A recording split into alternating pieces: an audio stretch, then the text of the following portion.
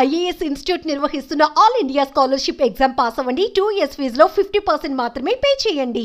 గురుకుల హాస్టళ్లలో విద్యార్థులకు food poison సంఘటనలు వెలుగులోకి రావడంతో అధికారులు దృష్టి సారించారు. స్థానికంగా ఫిర్యాదులు రావడంతో స్వయంగా రంగంలోకి దిగి చర్యలు చేపడుతున్నారు. ఈ నేపథ్యంలో యాదాద్రి భువనగిరి జిల్లా ఆలేరు గురుకుల హాస్టల్లో ఎమ్మెల్యే ప్రభుత్వ వీర్ల ఐలయ్య కలిసి ఆకస్మిక తనిఖీ నిర్వహించారు. గురుకుల హాస్టల్లో విద్యార్థులతో మాట్లాడారు. హాస్టల్లో వసతులు, భోజనంపై ఆరా తీశారు. అయితే విద్యార్థులు చెప్పిన మాటలకు షాక్ తిన్నారు. వంట మనిషిపై ఫిర్యాదు చేశారు.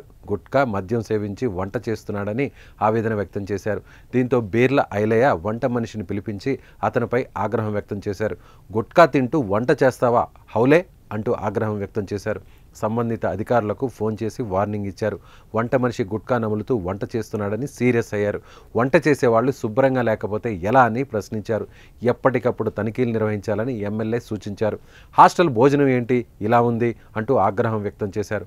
వంట మనిషిని అక్కడి నుండి వెళ్లిపోవాలని సీరియస్గా వార్నింగ్ ఇచ్చారు. విద్యార్థులను ఇబ్బందులకు గురి చేస్తే సహించేది లేదని అన్నారు. విద్యార్థులను సొంత పిల్లల్లా చూసుకోవాలని అధికారులకు సూచించారు. ఇలాంటి ఘటనలు పునరావృతం కాకుండా చూసుకోవాలని తెలిపారు. ఇక బీర్ల ఫౌండేషన్ తరపున విద్యార్థులకు దుప్పట్లను పంపిణీ చేస్తామని హామీ ఇచ్చారు. వసతి గృహంలో కార్పొరేట్ స్థాయిలో ఉందని అన్నారు. రాష్ట్ర ముఖ్యమంత్రి విద్యార్థులకు మెరుగైన విద్యతో పాటు వైద్యం అందించేందుకు ఇప్పటికే ఆదేశాలు జారీ చేశారని ఎమ్మెల్యే గుర్తు చేశారు. వాళ్ళు మన సొంత పిల్లలు లెక్క చేసుకోవాలి. ఇలా చూస్తే కిచెన్లో తిండికే వస్తలేదు. నువ్వు చేస్తున్నావు కానీ ఇక్కడ వాడు కరెక్ట్ లేడు అంటున్నా. నేను చూసిన వాడిని అదే తాగినారంటే తాగదంటున్నాడు. వాడేం గుట్కా వేసి బాగా పళ్ళు పాకులు పట్టినాయి. ఇప్పుడు వంట చేసే వాళ్ళు నీట్గా ఉంటేనే మనం తినేది. నువ్వు రేపు పొద్దున రేపు మధ్యాహ్నం ఒకసారి వచ్చి ఇన్స్పెక్షన్ చేయాలి.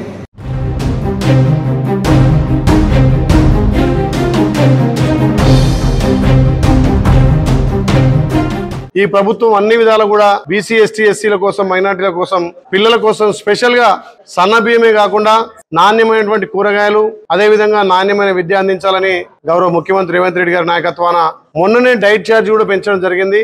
పెద్ద ఎత్తున 40% డైట్ ఛార్జ్ పెంచి ఇలా కిచెన్ లో చూసినాం. నిన్ననే యాదాద్రి భువనగిరి జేసీ గారు కూడా ఇక్కడ నిద్ర చేయడం జరిగింది. మేము సడన్ విజిట్ చేసినాం. ఏ పిల్లవాడిని అడిగినా వారానికి ఒక గుడ్డు, చికెను, అదేవిధంగా మటను, మంచి భోజనం అందిస్తున్నారని చెప్పారు.